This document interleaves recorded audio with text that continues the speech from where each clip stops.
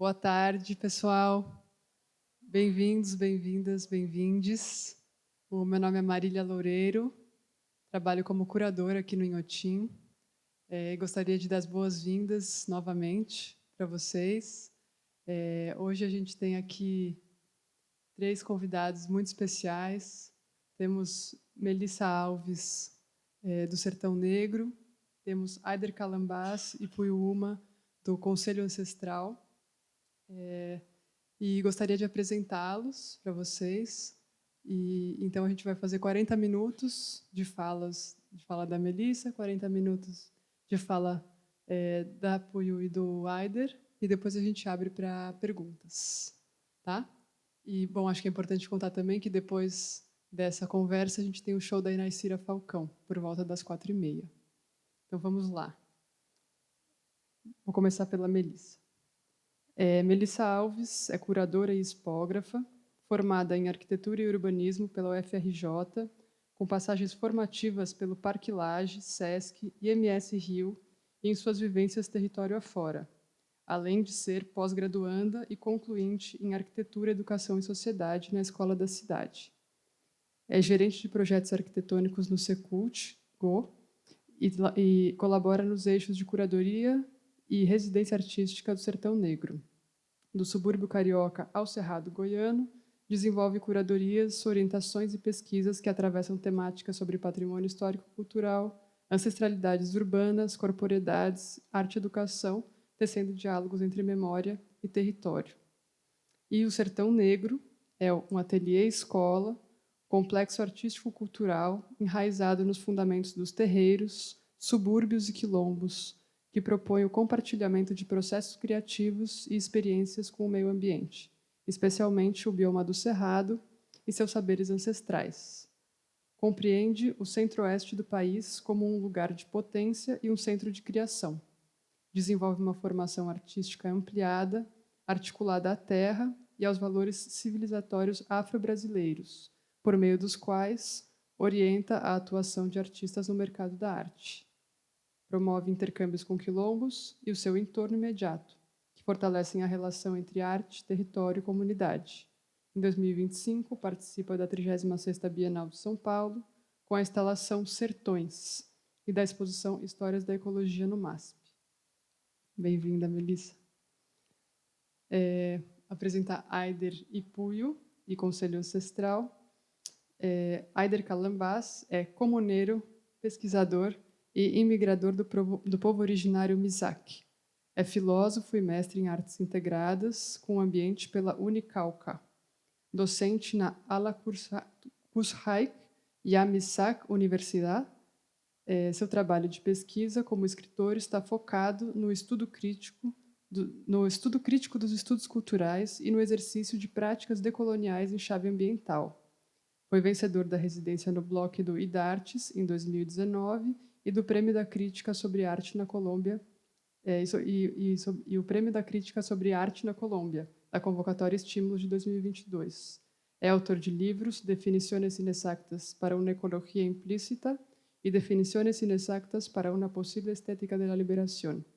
Curador, teórico, filósofo e artista do 8º, 9º e 10º Salão Internacional Intercultural de Arte Indígena, Manuel Quintin Lame.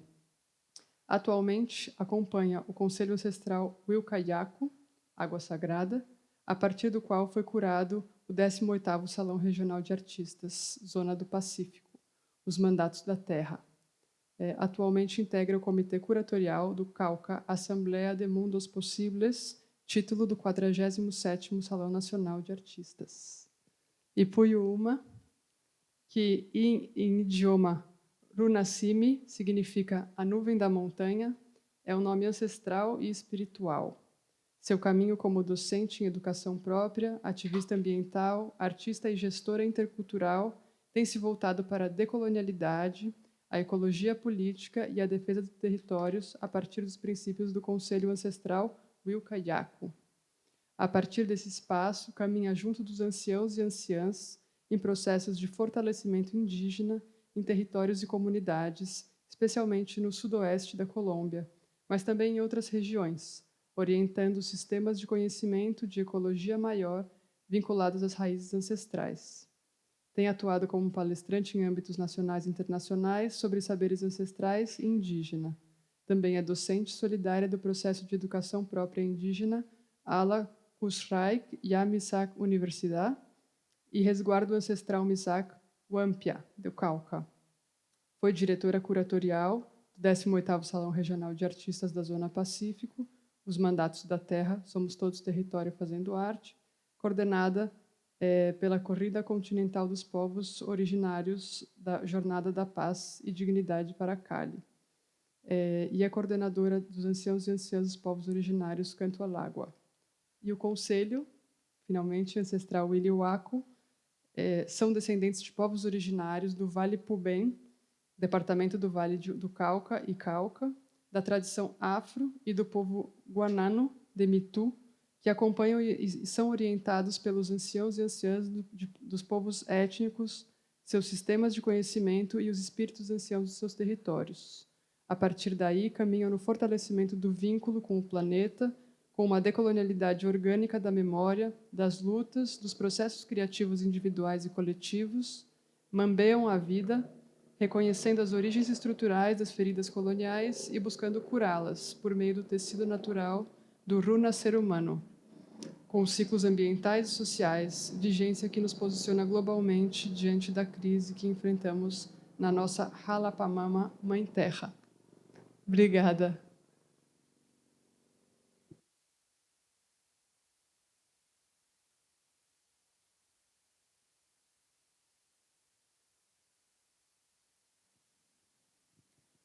Olá, pessoal, boa tarde. Primeiramente, agradeço muito pelo convite do Inhotim, de ouvir um pouco, né, sobre o Sertão Negro, suas práticas. Acho que tem muito a ver mesmo com essas invenções e reinvenções da terra, então agradeço muito. Peço licença também aos mais velhos, os mais novos, e a Dalton e Ceissa por confiarem também essa missão de estar aqui com vocês. E também agradeço a vocês também, né, da gente compartilhar essa mesa. Bom, gente, o Sertão Negro, ele é hoje eu costumo chamar ele de Complexo Sertão Negro, né?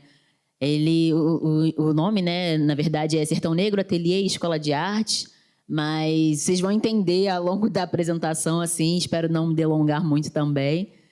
E depois a gente vai conversar, vai tirar algumas dúvidas. Mas o sertão, ele nasce a partir de um sonho, né? E esse sonho da ocupação da terra dessa reverberação de sementes que são semeadas a partir das ideias de Dalton Paulo e Ceissa Ferreira, né? Que são os fundadores do sertão. O Dalton é artista visual e a Ceissa é pesquisadora, que desde 2021, em meados de 2020, 2021, tiveram essa ideia de abrir o espaço da sua casa para poder trazer essa relação de sonhos que pudessem ser pulverizados, né, com outras pessoas. E aí aqui é a construção do Sertão Negro. Ele é localizado em Goiânia, na capital de Goiás, no centro-oeste, no Cerrado brasileiro. E a construção do sertão, ele referencia muitas práticas dos quilombos, né, e da agroecologia, né, pensando, por exemplo, como a gente continuar aproveitando e utilizando e ocupando, junto com a natureza, os espaços que a gente habita. E aí eu trouxe essa planta aqui bem rapidamente para mostrar para vocês que essa daqui era a configuração desse sonho do sertão, né? São os 2 andares do Sertão Negro, essa ocupação de vegetação ali, de massa vegetal, que já havia esse desejo de ser desenhado. E aí o Sertão Negro, ele é localizado numa quadra. E aí eu acho que, pensando na questão de invenções da terra, é muito interessante começar contextualizando vocês de como que ele se configurou, porque o Sertão Negro está localizado nessa quadra 9, no loteamento Xangri-Lá, localizado em Goiânia. E o sertão, ele tem uma metáfora, que é uma metáfora que ela é pensada a partir do berço de sementes, né, do banco de sementes. Esse banco de sementes, ele fica bem na entrada do sertão, e ele é utilizado, e ele é o lugar onde as sementes, né, as vegetações, elas iniciam o seu processo de germinação, para que depois elas sejam depositadas na terra, né? E Dalton e Cecil usam muito esse lugar como uma metáfora de como que se propõe a ter essa relação dos artistas que ocupam o espaço do sertão com também esse futuro, né? Quando a gente pensa em fazer essas sementes elas ficam em torno de 1 ano dentro desses bancos, e aí depois elas vão para a terra, né? E assim também essa escola se configura, né? Os residentes, eles passam o tempo, e esse tempo ele é fluido, né? Ele não é algo que é apenas a partir de um calendário, a partir de horas específicas, mas esses artistas, residentes, assistentes que eles ocupam o sertão, eles também ocupam a partir dessa ideia desse berço de sementes, né? Onde, após a saída deles, eles pulverizam as suas próprias sementes em outros lugares. E isso também é uma metáfora que a gente pode dar ao próprio Sertão Negro, essa constituição, porque ele cresceu a partir daquela quadra, né, que eu mostrei para vocês no slide anterior, e hoje ele se configura dessa forma, né? Hoje o Sertão Negro ele ocupa um espaço nesse território muito maior, e não só fisicamente, mas também nas relações com a própria comunidade.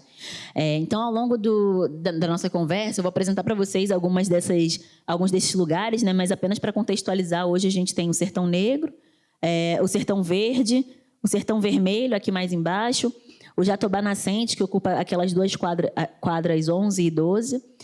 Agora a gente tem uma outra novidade, que é o Sertão Amarelo. Enfim, e isso é apenas para mostrar como que inventar a terra também tem muito a ver com a ocupação, com o pertencimento a essa terra, né? E é isso que o Sertão também ele propõe a nossa reflexão, né?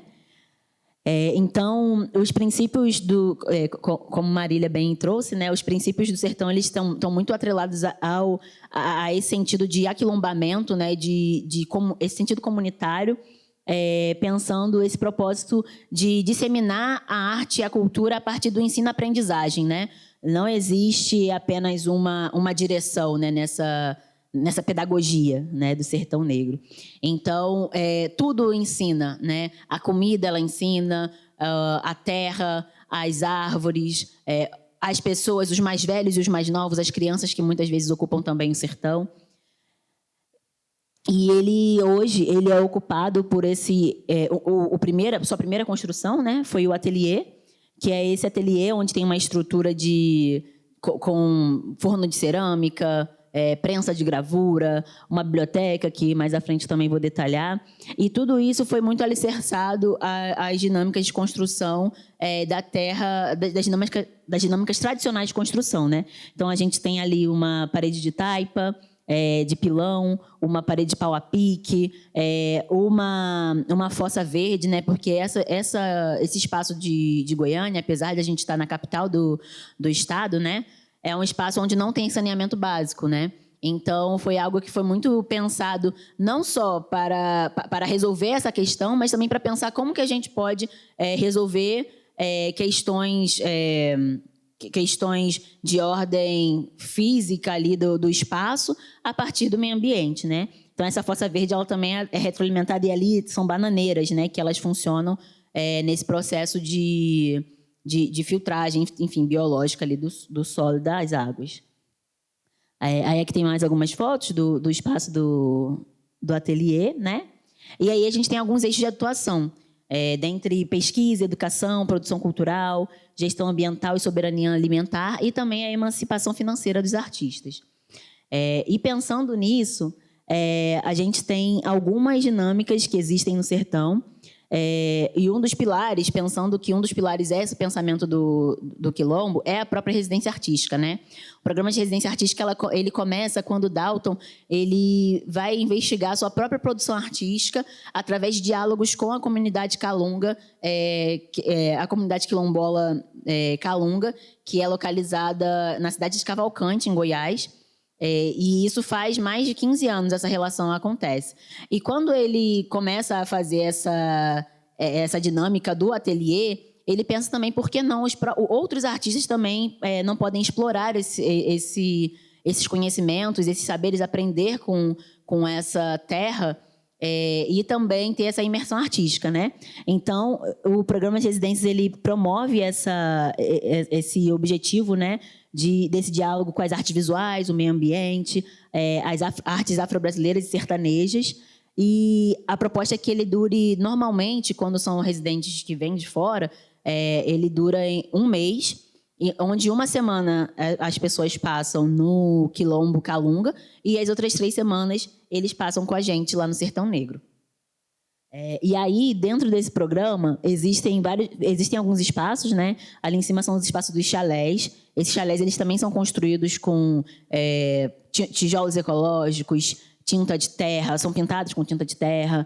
Eles têm uma iluminação natural muito boa para que a gente utilize menos, né, a iluminação artificial. E a gente também tem a cozinha, né, onde essa cozinha ela também funciona como arte, né, que a gente tem o Clóvis e a Débora, que são os chefes que estão ali no sertão com a gente, nos acalentando com a alimentação. E a gente tem o espaço da Choupana, que é um espaço que, além de ter várias dinâmicas culturais que acontecem ali, como a roda de capoeira e algumas aulas, também ocorrem alguns momentos de ateliê desses artistas. E aí a residência ela promove esse diálogo com os quilombos, né? E também a aprender a partir deles, né? Ali a gente tem a Dona Teresa, que é uma mais velha do quilombo, e ela é uma mestra em cerâmica. E aí a Dona Teresa, ela é uma parceira muito grande da gente, que é quando a gente leva alguns residentes para poder aprender com ela, desde a coleta da argila de uma forma natural, né, ali, a extração da argila, até a feitura dela e a queima num forno de cerâmica artesanal que existe no espaço onde Dona Teresa ela tem. Ali a gente também tem o Moreno, que é um grande parceiro também do sertão. Ele é geólogo e ele conta para a gente um pouco sobre como que foi o período do extrativismo, no período da escravização, ali no Quilombo, onde as pessoas elas coletavam cristais para poder vender e conseguir a sua alforria, né? Então, são várias dinâmicas que a gente acaba aprendendo ali nesse contexto. Que tem mais algumas fotos, né, da Dona Teresa com a Jota Mombassa, que foi uma das nossas residentes no ano passado, pensando nessas experimentações artísticas e processos, né? E pensando também como que essa imersão ela é muito mais do que algo que o artista ele vai entregar no final, né? Não é apenas esse produto, mas o produto dos artistas é o próprio processo, o próprio tempo que eles estão ali dentro do sertão. Aí a gente também tem o curso de cerâmica, com as nossas professoras Anaí Jorge e Anuan. E aí a gente também tem... Esse curso de cerâmica também usa muito desses saberes para poder a gente entender a terra, né? E essas reinvenções a partir dessa coletividade. Além disso, a gente tem o curso de gravura. Aí essa daqui é a prensa, né, que eu comentei. Essa daqui são 2 das residentes que já ocuparam o Sertão Negro, a Hortência e o Li. E dentro dessa dinâmica dos cursos, a gente tem esse ensino-aprendizagem, né, onde o professor, ora ele é professor, ora ele é aluno do curso de cerâmica, ora ele aprende, ele está nas aulas de capoeira.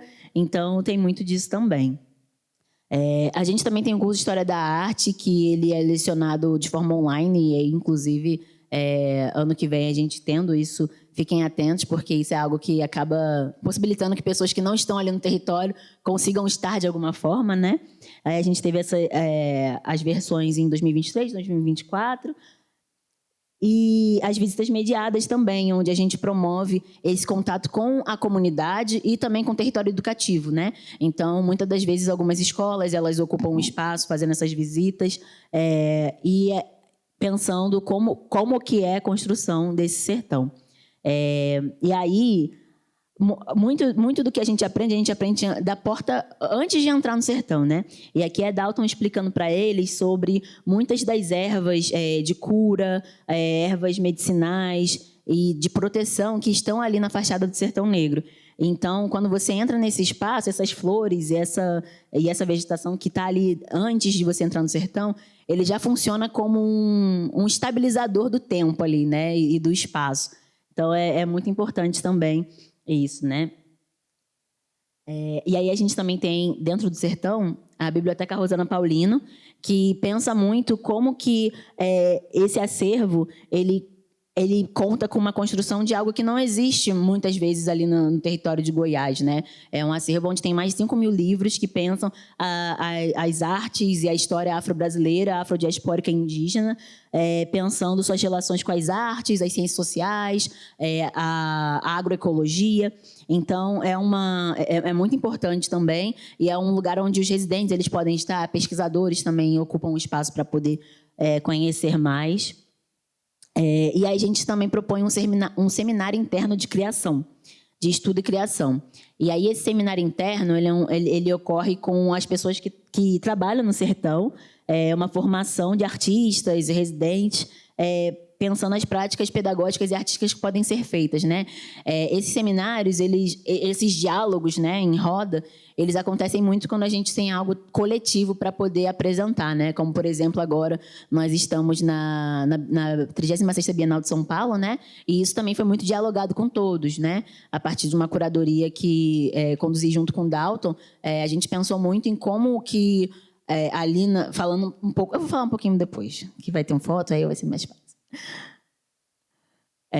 Que é daqui a pouquinho. E aí, pensando em todo esse caminho, né, que ele é espiralar dos artistas, a gente também tem as participações em feiras, exposições, onde a gente, inclusive, agora em novembro, a gente vai abrir uma exposição lá duas exposições em Goiânia, com esses artistas que são lá do Sertão Negro, pensando também como que o circuito é muito importante, né? Esse circuito para esse intercâmbio artístico deles, né? Então, aqui são duas participações na SP Arte Rotas Brasileiras, em 2024 e 2023. E aí, além dessas exposições fora de Goiânia, a gente também propõe exposições dentro dos ateliês, né? Eu acho que lá atrás vocês viram que existe um espaço dos chalés onde os residentes ficam, e uma dinâmica que a gente faz é que esse próprio chalé onde eles residiram durante algum tempo ali na residência se configure também como um espaço de exposição depois, quando eles vão, antes deles irem embora, né? Antes deles partirem no ateliê aberto. E aí aqui é um desses exemplos, né? Como que a gente ocupa esse espaço dos chalés, usa dos armários, das paredes, da cama para poder fazer essa expografia, né? Essa expografia viva que está ali. E essa daqui foi uma parceria, pensando no território onde a gente está hoje, que foi uma feira de gravura Sertões Minas Goiás, que foi uma ação conjunta entre o Sertão Verde e a Casa por um Povo, que é do Alto do Palmital, em Santa Luzia, que foi uma articulação entre o Sertão Negro e Arte Paulo Nazaré, né? Então, a gente fez essa ativação, ela durou alguns momentos, e a gente utilizou esse espaço dos chalés para poder fazer isso, né? E aí, aqui tem a instalação, né, Sertões, na Bienal, que eu comentei com vocês, e foi uma instalação onde a gente quis levar um pedacinho do que é esse sertão para a Bienal, pensando tanto a sua materialidade, né? Então, a gente propôs a construção de uma parede de pau a pique, e pensando também a dinâmica do caderno de artista, né? Sempre quando um residente ele entra no Sertão Negro, ele é incentivado a ter um caderno de artista. E pensando que esse caderno de artista é um caderno que se propõe a ter a sua imersão, seus maiores anseios e desejos ali dentro do seu querer enquanto artista, né? Então a gente trouxe essa dinâmica de caderno de artista expandido para a Bienal, onde, né, ao longo de toda essa parede aqui a gente tem obras de artistas, desde estudos, esculturas, objetos da comunidade Calunga também, que a gente, enfim, que a gente possui também e troca junto com eles.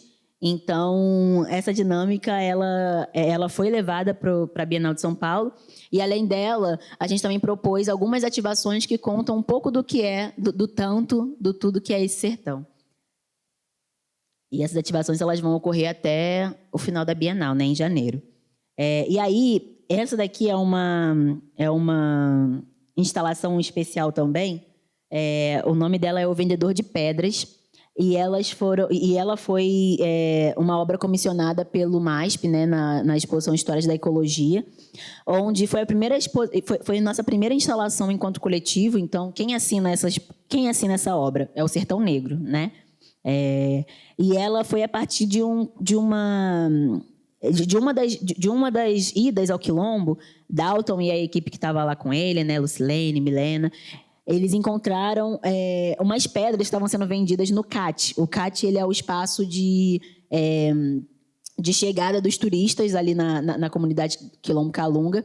E ele tem venda de várias coisas, né? Objetos, cristais, blusas, né? E aí tinham essas pedras sendo vendidas. E aí Dalton, ele ficou se indagando, né? O que eram essas pedras. E muitas delas se assemelhavam a firmas, né, de Xangô. Então, ele ficou curioso com isso. E aí ele descobriu que... E aí falaram assim, não, é o José que vende essas pedras. E aí ele foi atrás de saber quem era esse seu José. E aí, quando ele foi conhecer, o seu José era esse menino de 10 anos ali à esquerda. Então, o seu José, que estava vendendo as pedras, ele estava vendendo as pedras porque ele queria fazer uma festa de aniversário para ele, para o seu irmão, Mateus. E eles começaram a fazer essa venda de pedras ali. E Dalton pensou esse movimento enquanto um movimento muito, muito importante assim, para uma criança fazer, né, ali. O que ele estava fazendo, o que ele estava também pensando, mesmo de uma forma muito subjetiva, né, nessa emancipação, né? Então, ele conheceu eles e aí a gente, enfim, fez o encontro entre José, Mateus, Sertão Negro, e aí eles tiveram a festa de aniversário deles, e aí isso virou uma exposição, uma instalação na exposição do MASP. Aí aqui também tem os ateliês abertos, né? E os ateliês abertos, eles ocorrem tanto para quem está ali ao longo do ano, do tempo ali com a gente no sertão, mas também com esses residentes que eles chegam e ficam com a gente um mês ou um ano. Um ano é no caso da residência regional. E aí aqui, por exemplo, tem, no final, a gente sempre propõe uma conversa, né? Assim como essa que a gente está tendo aqui, com esses residentes. E aí aqui foi um ateliê dos residentes Juliana dos Santos, Mário Lopes, Mamadi e a Misha Cunra, que vieram a partir de um diálogo que a gente teve com a Bienal de São Paulo, na 35ª Bienal de São Paulo. Aqui também é um ateliê aberto com o Wellington Rios. E a nossa produção cultural, né? Onde a gente tem desde Capoeira Angola, também pensando a questão da corporeidade, de como que a gente finca nosso corpo no mundo, né? Por meio da dança, do movimento, que é conduzida pelo mestre Guaraná. Então, ele ensina para a gente desde esses movimentos do corpo até o movimento dos instrumentos, né? Do pandeiro, faz uma oficina de berimbau também, pensando como que isso é trabalhado ali. Aí aqui são algumas fotos, né, das rodas de capoeira que a gente tem lá. E isso também é algo que os residentes, quando eles estão lá durante um mês, é tão intenso que eles vivem tudo isso que tá aparecendo aqui. E uma das dinâmicas também que acontecem é o próprio capoeira. Aí a gente também tem o Cineclube Maria Grampinho, que é uma proposta curatorial de curadoria de cinemas negros, e pensando também a Maria Grampinho, né, que dá um nome a esse cinema.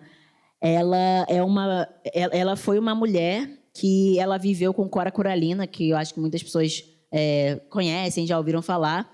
E aí, Cora... Há histórias, né, histórias com E, que contam, que relatam que Maria Grampinho ela também fazia os famosos biscoitos de Cora para poder fazer essa venda, para poder a Cora Coralina ficar, enfim, vender, né, e ser conhecida. Só que só se fala de Cora Coralina. E essa mulher negra, que também tinha questões de neurodivergência, foi apagada pela história, né? Então, o objetivo do título do Cineclube Maria Grampinho é também homenageá-la e trazê-la em vida, né? Porque é muito importante que a gente pense esses personagens, essas pessoas que viveram e que não tiveram sua visibilidade merecida, né? Que tanto mereciam.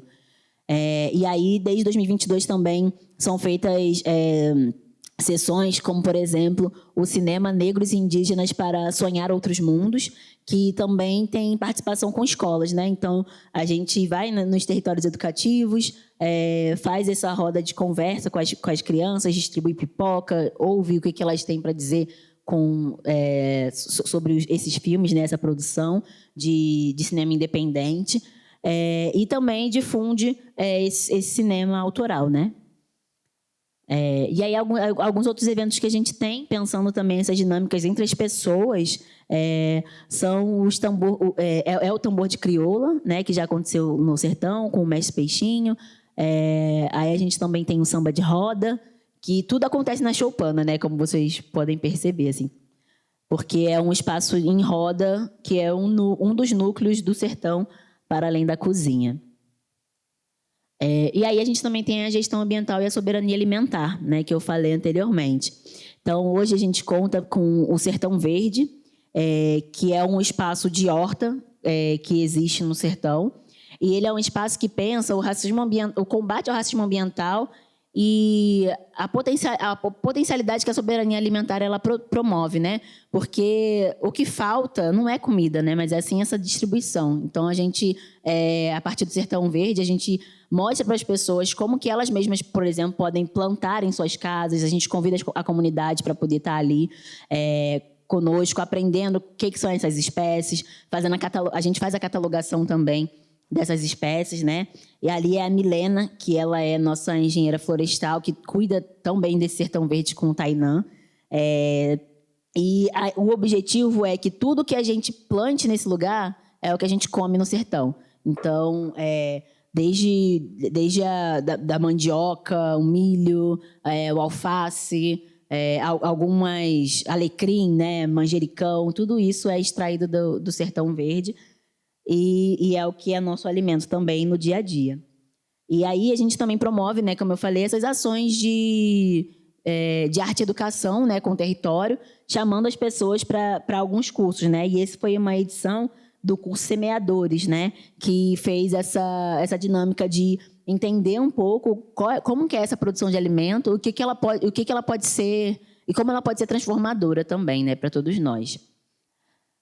É que tem uma das fotos ali, e a gente também pensa que hoje no sertão, eu estava até conversando isso com o João ainda agora, que é indissociável a gente pensar a arte e a natureza, né? E é algo que também em Inhotim tem pensado muito, né? E como que a arte, ela, enfim, reverbera a partir da natureza e tem essas trocas, né? Aí aqui tem uma oficina de... Nossa, me fugiu o nome agora. Mas que também foi feita a partir dessa catalogação e essa coleta de espécies que estão ali no chão.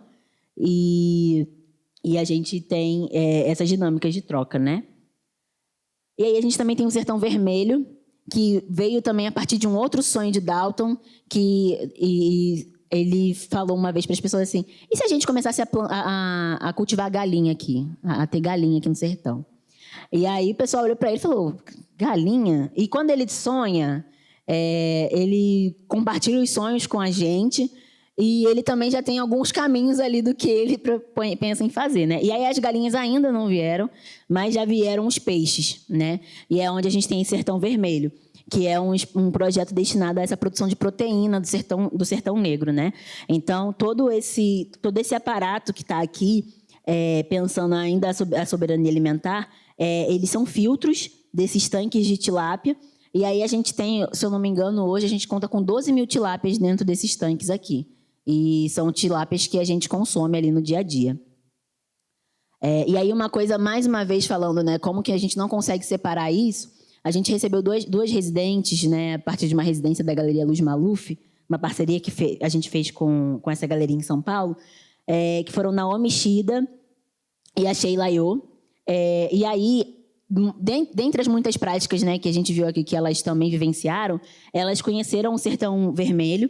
E a Naomi Shida, especialmente, ela foi muito tocada pelo Sertão Vermelho a partir de uma dinâmica dos peixes, né, da tilápia. Porque o Igor, que enfim, o nosso biólogo ali que cuida dos peixes, ele explicou como que esse processo artesanal dos peixes, ele também precisa de um equilíbrio ali do ecossistema. E essas tilápias, esse tipo de tilápias, para elas poderem fazer o equilíbrio do ecossistema ali e a reprodução dos peixes, elas transicionam de gênero em alguns momentos. Então, em alguns momentos, elas transicionam para poder ter esse equilíbrio populacional ali das tilápias e elas continuarem se reproduzindo.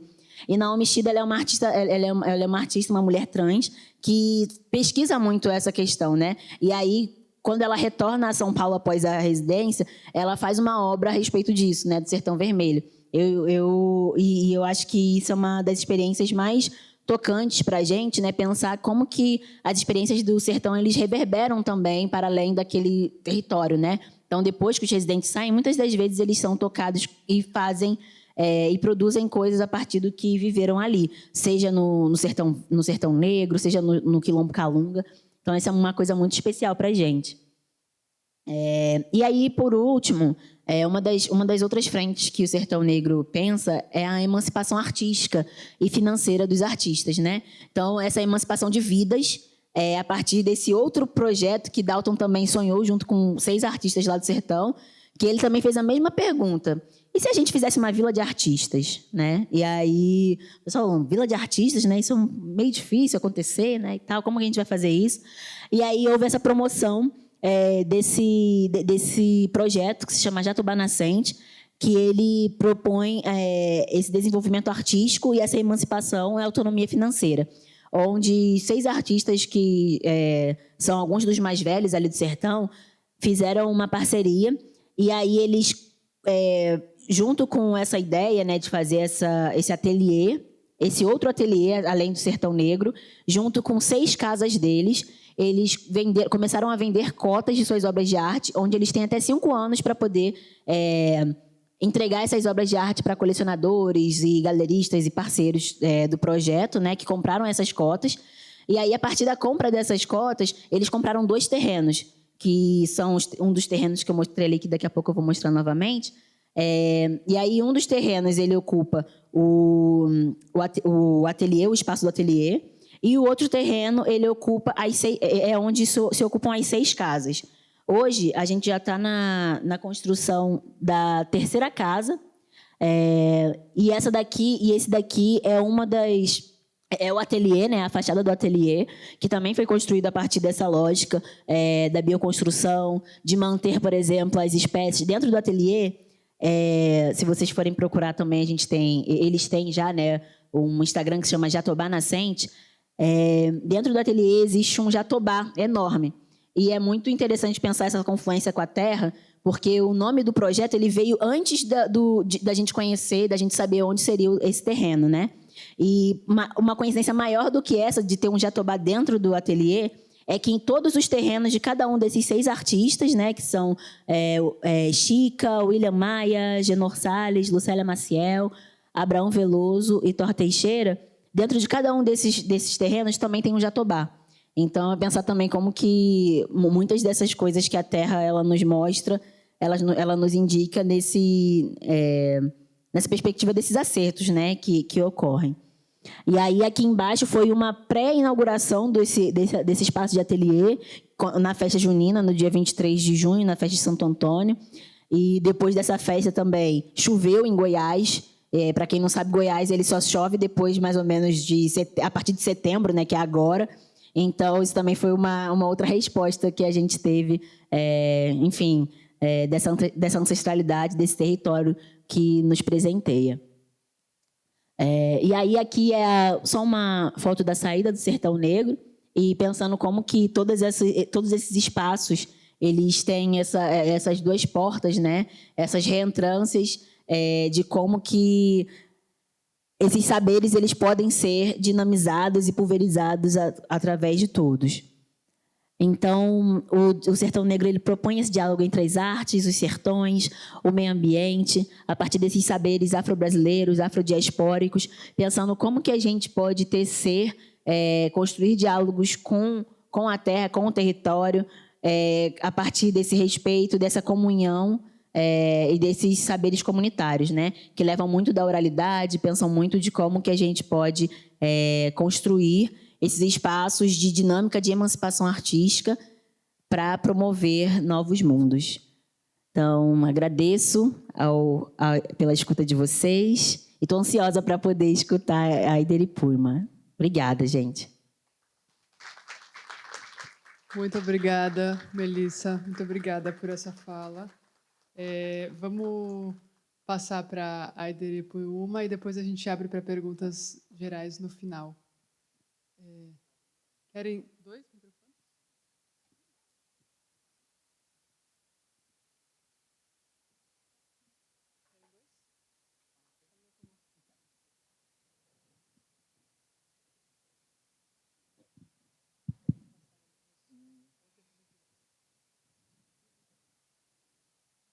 Imanaya ajensinchi, taitakuna, mamakuna, karikuna, mamakuna, wawakunapa, ayu machikunapa, ñukachuri mi puyuma. Un saludo en idioma runasimi. Estoy saludando a todos, a las mamás, a los taitas, a todos los hombres y mujeres y los niñeces también, pues por aquí. Pues contarles que mi nombre es Puyuma, como bien decía acá mi compañera, hago parte del Consejo Ancestral Wilcayacu y quisiera contarles un poquito sobre eso. Wilcayacu es un proceso que es un llamado de las aguas en el macizo andino colombiano. Entonces los cerros y los espíritus de las aguas, como nosotros los comprendemos, hacen un llamado a través de los taitas y las mamas, sabedores espirituales, y convocan a unas personas pues a pensarnos, ¿no? Y a pensarnos pues la problemática que está viviendo hoy el macizo andino colombiano, que queda en el sur del país, en el suroccidente del país. Entonces, en este lugar nosotros como pueblos originarios, bueno, geográficamente es conocido como la estrella fluvial de Colombia, y para nuestra ley de origen como pueblo originario Yanacuna y como pueblos originarios del Cauca es el útero de la madre tierra. Ahí nacen 4 de los ríos más importantes de Colombia, como el río Magdalena, el Cauca, el Patía y el Caquetá. Entonces, en este sitio estamos amenazados por megaminería para extraerle el oro y algunos minerales otros. Entonces la preocupación de los mayores, ver cómo las lagunas reducían sus espejos de agua, hicieron que también se hiciera este llamado. Entonces así nacemos en el 2011, bajo la orientación de los mayores, donde nos enseñan a través de las metodologías y las prácticas propias de lo que deberíamos pues hacer, y es algunas metodologías como las ofrendas o los pagamentos a los territorios, los recorridos territoriales, que son muy importantes, también sentarnos alrededor del fuego y conversar en círculo.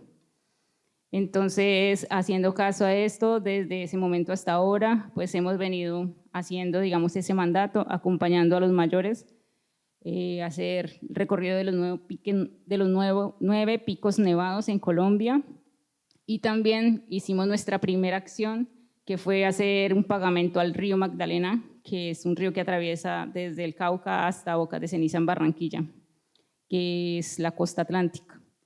Entonces, duró más o menos 3 meses, donde caminamos y corrimos con los bastones y las aguas llevando el pagamento, llegando a muchos territorios para preguntar cómo estaban protegiendo las aguas también allí, qué amenazas también tenían.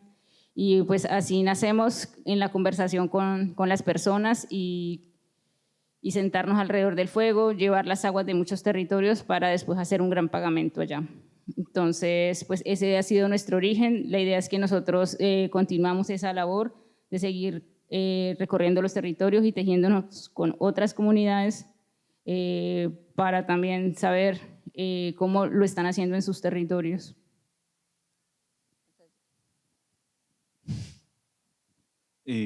Bueno, Miami Samera Kusananep, yo artista en Meran, yo Inochi, Brumadinho, Nume Sigmera, Kushenanep, Megalelata y Shumburlata, Matzerelan, Shoshalmram, Ayangen, Pachitegen Chenja. Bueno, buenas tardes, saludando también en mi idioma de origen. Como mencionaba mi compañera Poyuma, pues el Consejo Ancestral Wilcayacu nace en el 2011, yo llego a él en el 2019, como con otro recorrido un poco distinto, más como desde la academia, más desde el pensamiento crítico latinoamericano, más desde los estudios culturales latinoamericanos también y de el grupo Modernidad, Colonialidad, a ir entendiendo como desde esta formación como muy académica, lo que en la práctica venía siendo el Consejo Ancestral Wilcayacu, ¿no? Una decolonialidad más práctica, desde las tradiciones, desde las prácticas de los abuelos, de las abuelas, mayores, mayoras, sabedores de los pueblos originarios del Cauca y pues también como un poco en esas resonancias que se iban tejiendo entre lo académico y lo ancestral. En muchas ocasiones también como pensando que los pueblos originarios pues tenían como esta cualidad también de colonial, ¿no? Lo cual pues con el tiempo se va a ir viendo que pues está mucho más allá de ese paradigma. Entonces comenzamos a tratar como de fortalecer y como a mirar qué lugar podía ocupar la academia de colonial y qué lugar ocupaban los pensamientos y los sistemas de conocimiento de los pueblos originarios. En el Cauca somos 10 pueblos originarios diferentes, hay alrededor de 15 consejos comunitarios afro, digamos equivalentes por decirlo así a los quilombos. Ahí en el Cauca nacen alrededor de 6 organizaciones campesinas y el problema es el mismo que yo creo que sucede y acontece en muchos lugares y es el problema de la tierra. El problema también de la identidad y sobre todo lo que engloba todo esto que es el problema ecológico. En el caso nuestro, pues formado, digamos, desde la filosofía decolonial en la Universidad del Cauca, empiezo a acompañar a estos procesos de recorridos territoriales, pagamentos ancestrales, muy como tratando de comprenderlo al principio, pues por mí mismo, aunque yo vengo de un pueblo originario y tenemos nuestro sistema de conocimiento, la carga académica de la decolonialidad no dejaba de ser occidente o codificada occidentalmente. Y entonces, pues, comenzamos a tratar de volver como autogestionable el Consejo Ancestral. Igual también se presentaban procesos y proyectos con el Ministerio de las Culturas. Entonces el Consejo, las abuelas, sobre todo los abuelos, empiezan a prestarnos su compañía y su palabra para orientar cada uno de las propuestas que teníamos, digamos, como jóvenes, ¿no? En el año pasado, digamos, hace 2 años, hubo la posibilidad por primera vez de presentar el Salón Regional de Artistas de la Zona Pacífico, la versión 18, como dijo Marilia al principio, que recoge 3 departamentos fundamentalmente, el Chocó, el Valle del Cauca y el Cauca. Aunque estábamos en esa versión 18, esta era la segunda vez que se ganaba el concurso desde el Cauca.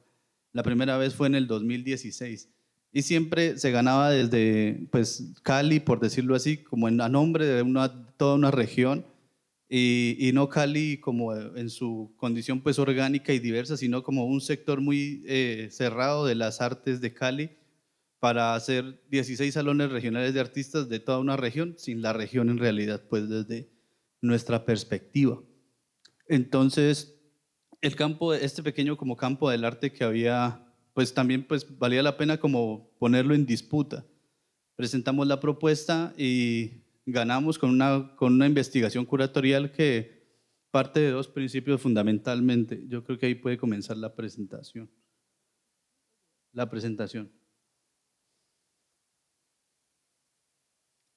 Y ahorita vemos más el videito.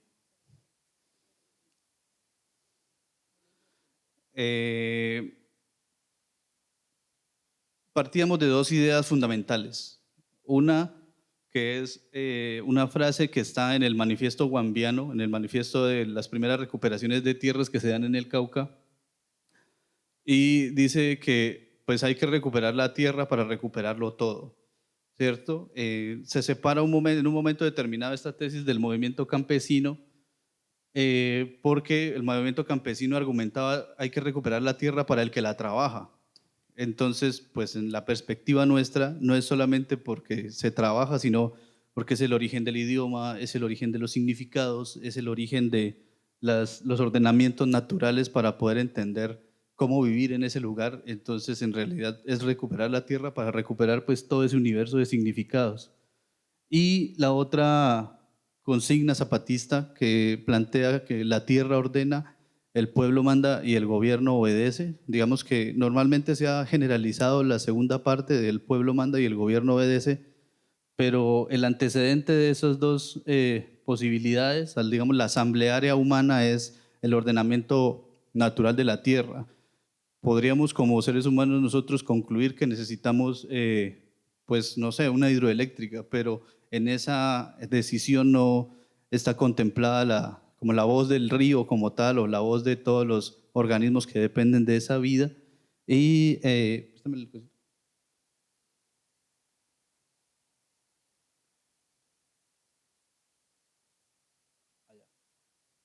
listo, entonces estos son los departamentos que incluían la región Pacífico, el Chocó, que está en la parte de la derecha, el Valle del Cauca y el Cauca.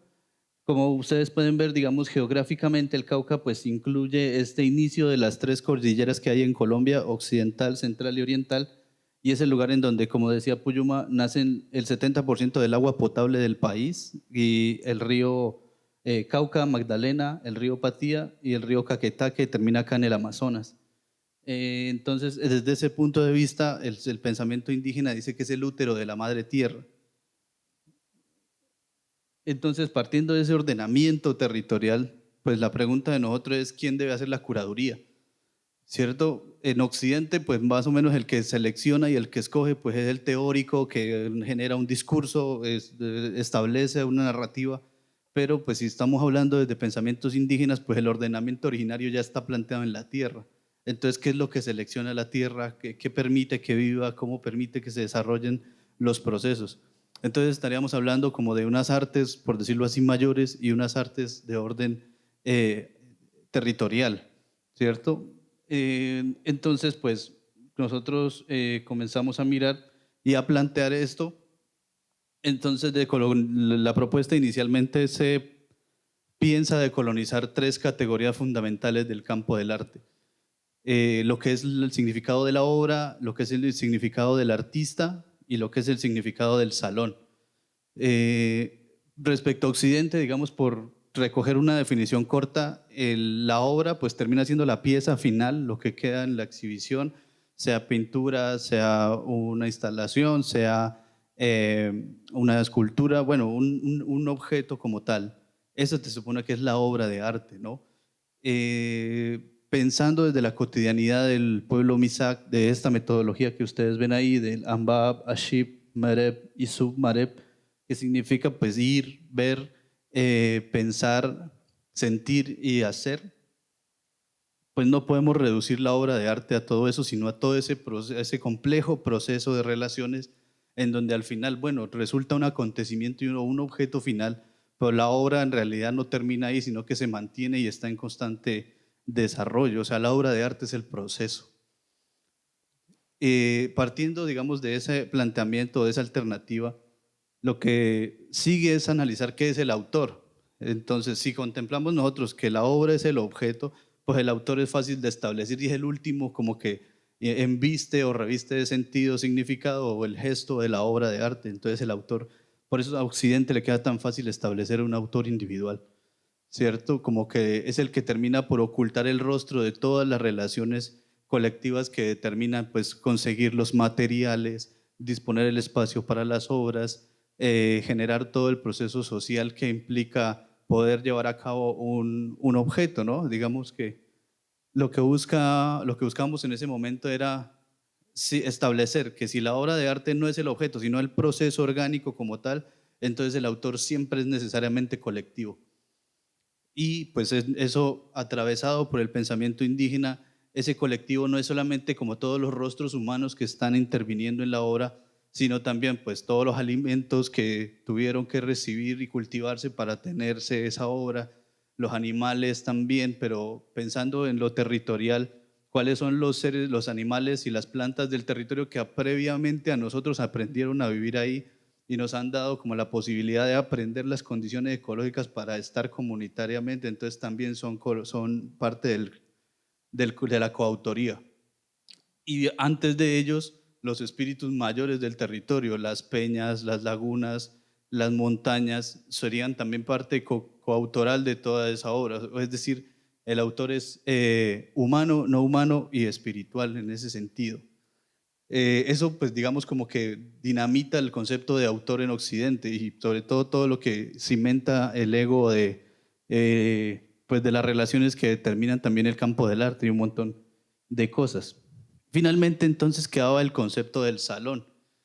Ayer conversando con Marilia, también con Edgar, con Regina, pues, varias ideas que se encontraban, planteábamos nosotros que la territorialidad del museo, y por eso las preguntas de las entrevistas también eran muy interesantes, porque nos preguntaban cómo nos sentíamos nosotros en el museo al aire libre más grande del mundo. Yo le decía, pues yo entro a cada una de las galerías y estoy entrando al museo, pero afuera de ellas, en los recorridos entre galerías o entre obras, pues yo no me siento en un museo como tal. Es desde el espacio propio que se define en ese lugar como museo, ¿cierto? Pero entonces, si nos vamos a los conceptos que pues enseñan, digamos, en el circuito de las artes, la territorialidad convencional que ha definido Occidente de la sala de exhibiciones es el cubo blanco. Por eso ustedes veían un poco en la animación del principio y al final lo vamos a ver, que el cubo blanco determina pues como que esas abstracciones de cómo se va a exponer, a quién se va a exponer. Aquí, por ejemplo, podemos ver a Claudia con una serie de artistas indígenas. Claudia está, creo que en el fondo blanco y las artistas están en un fondo gris como para tratar de diferenciar esos dos cubos. Entonces esa es la territorialidad del arte. Ay, perdón. Y entonces, ¿cuál sería entonces el análogo de exhibiciones nuestro? Pues el territorio mismo, porque los procesos no los vamos a sacar de sus lugares, los procesos no los vamos a desplazar a la territorialidad del cubo blanco. Los procesos tienen sentido y ocupan un lugar y están defendiendo su tierra, están defendiendo sus espíritus mayores y están generando procesos de impacto ecológico regional más allá de sus territorialidades en el lugar en el que están enraizados. Si empezamos a moverlo, o sea, bueno, puedo tomar la fotografía y hacer un salón regional de estos procesos ambientales, pues estoy reduciendo el código en el cual acontece la experiencia artística y creativa de su territorio a la codificación de la fotografía, y entonces una exposición de fotografía de procesos ambientales, no de artes territoriales. Entonces pensábamos un poco en todas esas infinitas gamas de lo que es posible, y entonces es muy distinto arte indígena o arte hecho por indígenas en codificación occidental o arte hecho por gente, digamos, no indígena sobre temas nuestros. Habría que comenzar a mirar cuál es realmente el que está enraizado en el territorio, el que reproduce las lógicas de los mandatos territoriales de las cuencas, de las quebradas, de las montañas, para ver cuál se asemeja más a la capacidad creativa de la laguna y del espíritu mayor. Por ejemplo, todas las experiencias que contaba Melissa son muy interesantes porque uno ve que se pueden ir acercando a ese ejercicio creativo del territorio y de la tierra. Y entre más se distancia de eso, pues claro, también en todo caso contribuye a la posibilidad de generar discursos críticos, sensibilidades, poder sembrar, digamos, en espacios como este. Yo nunca me imaginé que desde el Cauca, desde las montañas de Guambía, yo me iba a venir a tirar este carretazo por acá, a tratar como de sembrar un poco cómo se pueden entretejer estas experiencias diferentes y diversas, y de pronto con criterios políticos también no necesariamente homogéneos, pero que se pueden intercambiar conocimiento y posibilidades. En el Cauca, digamos, ya habría, si yo dijera, me interesa a mí reconocerme y hacerme legitimar por el campo del arte como un museo también al aire libre. Entonces yo diría, hoy todos los resguardos ancestrales indígenas son museos ecológicos por excelencia, pues no es la intención, porque no es la idea de nosotros como en la posmodernidad hacernos reconocer por el discurso hegemónico, sino existir según la alternativa que somos en el territorio. Entonces allá estamos transitando a la decolonialidad y a otros escenarios más allá de la decolonialidad, otros paradigmas tal vez no coloniales. Présteme. Sí. Sí, digamos que estos fundamentos fueron como el propósito de nosotros para hacer la investigación curatorial del 18 Salón Regional de Artistas para la región que ahorita veíamos allí, ¿no? Nuestra investigación curatorial se llamó Curar Obedeciendo, porque pues era como el mismo principio zapatista donde la tierra ordena, el pueblo manda y el gobierno obedece. Entonces queríamos plantear obedecer, pero pues a la tierra, ¿no? Al territorio. Entonces por eso se llamaba Curar Obedeciendo a las bases populares. Cuando ya pasamos a la fase del 2024, pasamos aquí ya a la ejecución. Nuestra curaduría se llamó Los Mandatos de la Tierra, Somos Territorio Haciendo Arte, ya después de haber visitado la región, ya después de haber identificado y conversado con las personas de diferentes pueblos originarios también, que nos decían la palabra arte pues no está en nuestro idioma propio. Entonces, ¿cómo entendemos, cómo podría decirse, digamos, arte en Nazayube, arte en Runasimi, arte en el idioma Nanrik, que son idiomas indígenas en Colombia? Y pues no estaba, pero se acercaba mucho digamos, la sensibilidad que tienen los médicos sabedores tradicionales. Y entonces es allí donde nosotros comenzamos a identificar y a proponer de que no queríamos invitar ningún artista individual, sino que todos los artistas que invitamos fueron colectivos de defensa territorial, porque también en la defensa territorial hay una forma de hacer arte, ¿no? Una forma de hacer arte territorial dentro de los pueblos indígenas, a pesar de que probablemente no estudió la carrera de arte eurocéntrica que enseñan en las universidades. Hay una forma también de enseñanza artística, de lenguajes de la sensibilidad, de procesos creativos que también ocurren y también son formados los jóvenes en el territorio para hacerlo.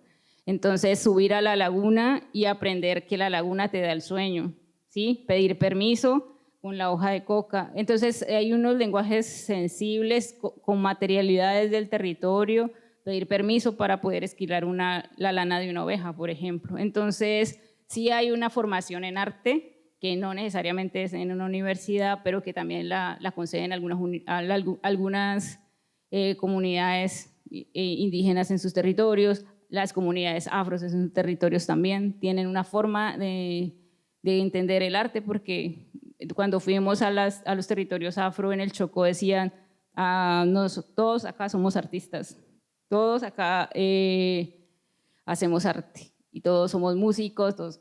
Entonces como que comenzamos a identificar que también hay y poner, digamos, ese arte territorial que ha emergido en las bases, digamos también a conversar de igual a igual con el arte occidental, que fueran un referente. Entonces muchos nos decían el antisalón, porque nosotros no entendemos el salón como un cubo blanco, sino que lo entendemos en todo el territorio. Quisimos ir a muchos lugares en el territorio y nos decían, ustedes están locos con ese poquito recurso que van a hacer. Y nosotros vamos a ir a todos los territorios en la región, no lo centralizamos en una ciudad o en un salón blanco, vamos a ir a todo el territorio. Por eso ahorita les explicamos el logo que ahorita mostramos ahí, por qué está ese logo ahí, que es un logo que es toda la región. Entonces, pues ahí pusimos como a esa altura, muchos nos criticaban y nos decían, entonces nos están excluyendo a nosotros los artistas que fuimos formados en Occidente. Entonces nosotros no estamos excluyendo, estamos poniendo todos los bancos alrededor del fuego y estamos sentando a las personas que sí han estado excluidas durante mucho tiempo. Entonces no es que estamos excluyendo a nadie, antes estamos dándole lugar a muchas otras formas de ver el arte. Entonces Por ejemplo, en la región hubo como 3 procesos en el Chocó, 2 procesos en el Valle del Cauca y 4 procesos en el Cauca. Entonces, Eider, si quieres los puedes conversar un poquito. Puedes colocar la foto de los mayores. Así. Digamos que para poder pasar a esta parte de los 9 procesos, también como que un detalle conceptual era importante de puntualizar respecto a esa sensación de exclusión que sentían pues, los artistas como de formación profesional, digamos, de los programas de artes. Nosotros estábamos diciendo que pues una resistencia o un bloqueo de carretera pues es también un acontecimiento artístico. Entonces, es artista, así como el que exhibe en sala de exhibiciones, como el grupo de mujeres que están en la olla comunitaria alimentando a la gente que está por allá, colocándole el pecho a la represión, y también todos los que están por acá haciéndole como el apoyo espiritual con un fogón, haciendo como la ceremonia para que no los golpeen, para que no les vaya mal, para que no haya muertos. O sea, todo tendría un lugar en este nuevo circuito artístico, porque el otro artista se siente excluido, digamos, el que hace arte profesional. Occidente desde sus orígenes, digamos desde Platón, cuando divide entre esto de lo tangible y lo intangible, y coloca el cuerpo como en un escenario como negativo, como de pecado, que eso le sirvió a la iglesia un montón. Cuando sucede el proceso colonial en América Latina, pues el cuerpo, nosotros como pueblo indígena solo éramos cuerpo, ni que teníamos alma hasta una fecha que les dio pues la gana de otorgarnos el alma a la colonia. Somos sujetos salvajes, y dice Occidente y su antropología que solamente el hombre que supera la condición de salvaje hace cultura. O sea, ahí es el origen de la cultura, ¿cierto? Ayer Khalil decía, pues es que los procesos de nosotros son procesos ecológicos de siglos, entonces pues eso no puede ser tan cierto. O sea, no es cierto en el sentido de que para muchas cosmovisiones de los pensamientos indígenas, el origen de algo que uno podría decir es la cultura, no somos nosotros. O sea, es un antropocentrismo absurdo. La hoja de coca estaba en este planeta antes que nosotros mucho tiempo, y su manera de vivir y desarrollarse ha sido su manera de hacerse su cultura. Las peñas, los ríos están antes, muchísimo antes que nosotros, y su desarrollo, sus relaciones ecológicas son su acontecimiento y su manera de hacer cultura. Lo que nosotros somos un momento después de todos esos ciclos ecológicos, que son un momento más del acto creativo cultural de la tierra, acontecemos nosotros, ¿cierto? Y algunos pues con sus diferencias complejas. Eso es lo que dice Eduardo Viveros de Castro, entender que somos nosotros multiculturas o culturas diferentes, o es decir, ustedes como de acá de Brasil, los compas de Guatemala, la compañera también, nosotros que somos diferentes culturas entre nosotros, somos en realidad una sola naturaleza, que somos los humanos, porque no somos diferentes, ahora sí, a las plantas, a otros animales, que ellos sí, o sea, la verdadera diferencia cultural sería con esas otras gentes, dice Eduardo Viveros de Castro, ¿cierto? Con las plantas, con los animales, y cómo hacemos un diálogo intercultural entre esas diferentes naturalezas. Entonces ahí ya estamos hablando de multinaturalismo, es decir, la cultura, como decíamos acá, es orgánica, ¿cierto? Como nosotros en Colombia planteamos que el sur, en donde estamos nosotros, es el útero de la madre tierra. La Sierra Nevada de Santa Marta, que está en el norte, dicen los hermanos Mamos, es el corazón de la madre tierra.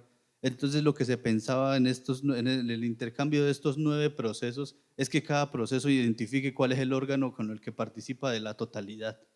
Entonces la cultura es orgánica desde esa perspectiva. Lo que se buscaba entonces en el salón regional pues era decir, ¿hay una sala de exhibiciones? Sí, es la región. ¿Hay unas obras de arte expuestas? Sí, tiene que ir allá al borde de la selva del Pacífico, tiene que ir al borde de la montaña en el macizo colombiano, tiene que ir al centro, al norte del Cauca, en donde están los pueblos indígenas enfrentados en contra de los paramilitares por cortar los monocultivos de caña que están secando el río Cauca. Entonces, claro, no vamos a ir a un lugar en donde está cómodo pues mirar todas estas tensiones complicadas, sino que la pregunta es como muy ética también. Usted que dice que es artista político, que es un artista comprometido, pues yo lo veo en realidad del lado de atrás de la represión, no lo veo acá junto a los que están colocando el pecho en el territorio, ¿cierto? Entonces, esos órganos que se consultaron y se tejieron son estos 9 que están planteados aquí. El primero, que se llama El Sendero de las Abuelas y el Lenguaje Natural en Cimarrona, sin San Juan, es un grupo de abuelos que son del pueblo Yanacuna y se han dedicado a cuidar desde hace mucho más de 20 años unos petroglifos que están en su territorio, y el trabajo de defensa territorial y de memoria de ellos es hacer medicina ritual y preguntarle a las piedras cómo ordenarse territorialmente.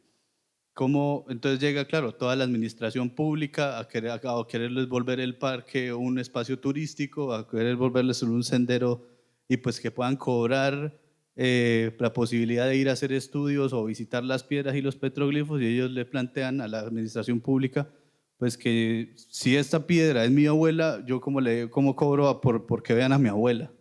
Entonces tiene unos criterios muy interesantes en ese sentido. El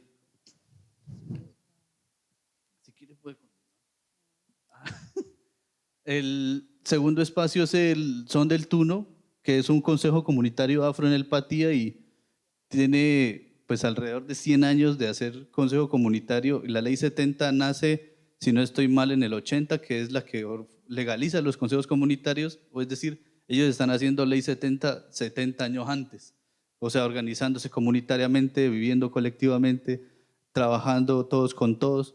Entonces, de eso se trata el mandato de la tierra, de ellos. La Ala Kusheya, Misaga Universidad, que es un proceso de educación propia en el territorio de Guambía, de donde yo soy, y es el resultado también de muchas investigaciones propias respecto a la hegemonía del pensamiento de Occidente. Y recuerdo una rápido, y es que en los 70 nosotros hacemos como de las primeras recuperaciones de tierras, y los hacendados les pagan a historiadores de la Universidad del Cauca para que demuestren que no éramos originarios del territorio, sino traídos del Perú como cargueros de los colonos, y es necesario organizar un comité de historia propio indígena y con aliados de varios de disciplinas como la arqueología, para demostrar que las piezas que estaban enterradas en el territorio y el idioma que se puede rastrear de ello pues era el nuestro.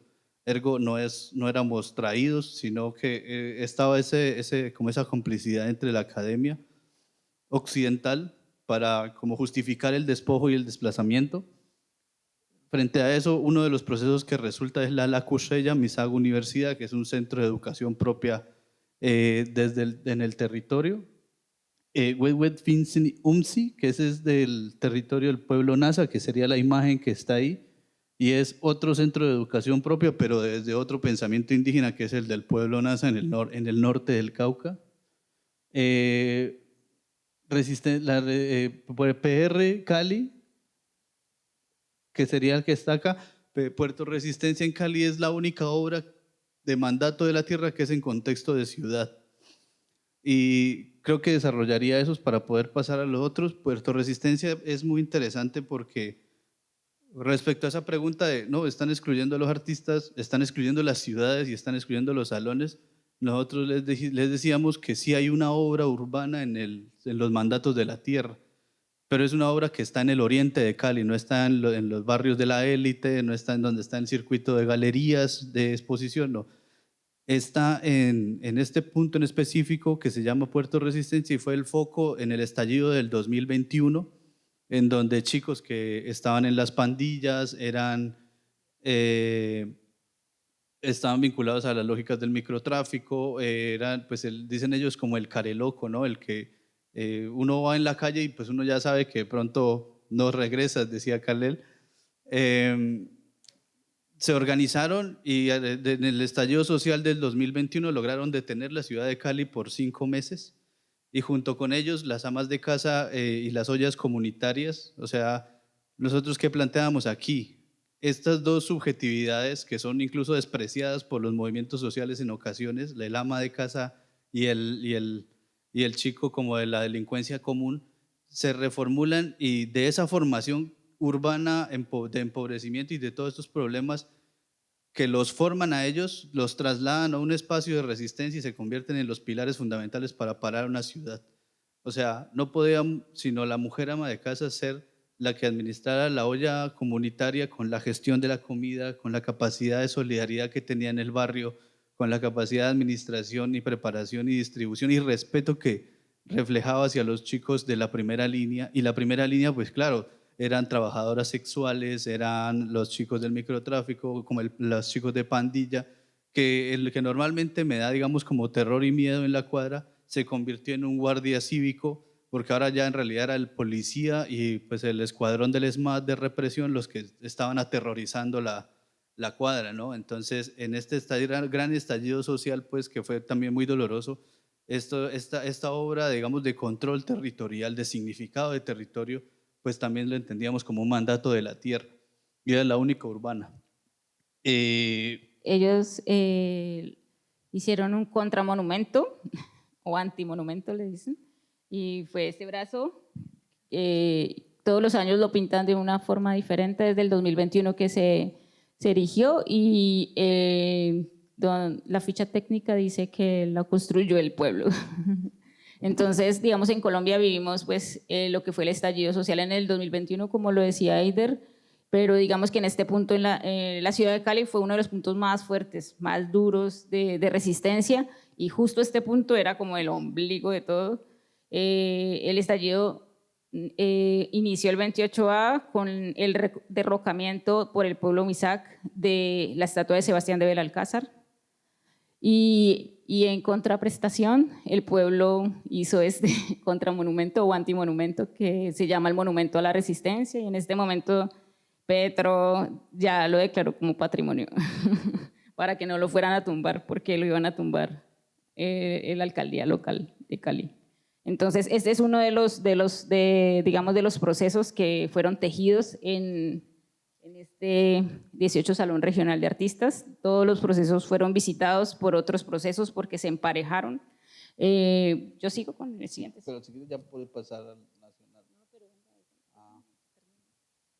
Está el movimiento Cuerpo, Movimiento Agua, que son personas que están trabajando pues, por el agua, que en Buenaventura, Valle del Cauca, población afrodescendiente, que a pesar de ser uno de los territorios con más agua en el planeta, pues está siendo afectados porque toda el agua se va para el puerto de Buenaventura, que es el puerto más grande de Colombia.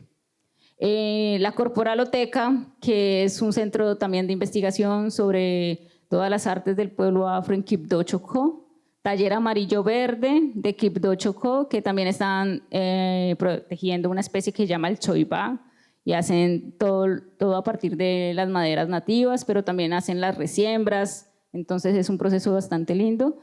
Y también los protectores de la tierra de Nuquí, Chocó, que están protegiendo el manglar en el territorio porque quisieron hacer un puerto de aguas profundas y las personas se pararon durísimo para proteger su manglar, que es la madre, ¿no? Vamos entonces, siguiente.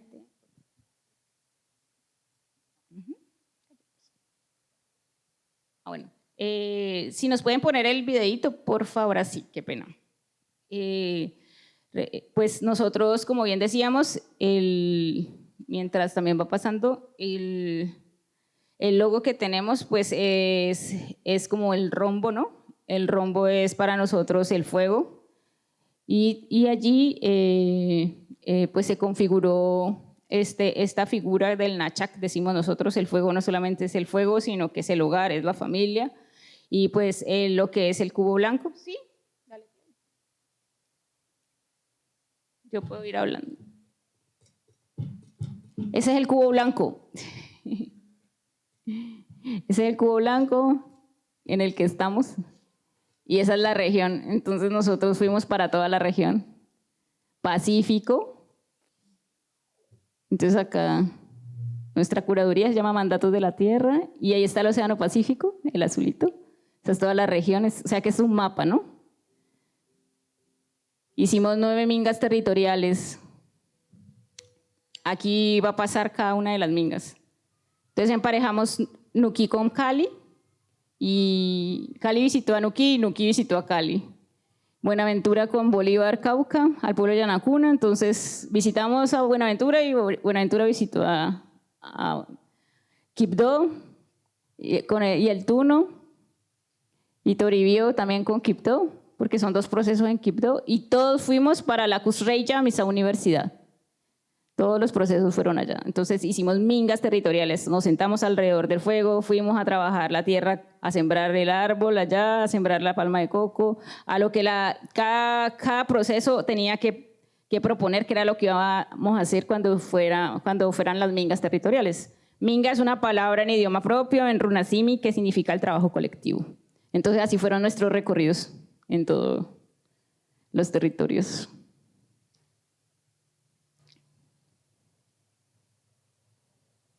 Ahí están los nombres de todos los procesos, que ya los nombramos ahorita. Y bueno, el equipo, ¿no? Que la curaduría era pues por parte del Consejo Ancestral Huilcayacu, y ahí armamos nuestro super equipo. Nosotros terminamos hacia noviembre del 2024 y ya el Ministerio de las Culturas nos dijo, como que nos envió una carta y nos dijo: están invitados a proponer algo para el 47 Salón Nacional de Artistas. Entonces nosotros pues no queríamos como proponer ninguna curaduría y el ministerio nos dijo, bueno, esta curaduría va a ser en el Cauca. Entonces nos tocaba directamente a nosotros, como que, bueno, como pueblos originarios y que hacemos el ejercicio, somos del Cauca. Entonces dijimos, bueno, puede ser que hagamos una propuesta, pero ahorita sí no estamos trabajando juntos, sino que no estamos trabajando solos, sino que ya nos organizamos como un comité. Entonces estamos con Carolina Chacón, con Catalina Vargas, Evelyn Grueso, Laura Campas, y nosotros como Huilcayacu armamos un comité, una asamblea para proponer una curaduría, y esta curaduría se llama Cauca, con K, no con C, Cauca Asamblea de Mundos Posibles. Cauca está en idioma propio del pueblo Misak, que se llama el idioma Nanrik, y que traduce Madre de los Bosques.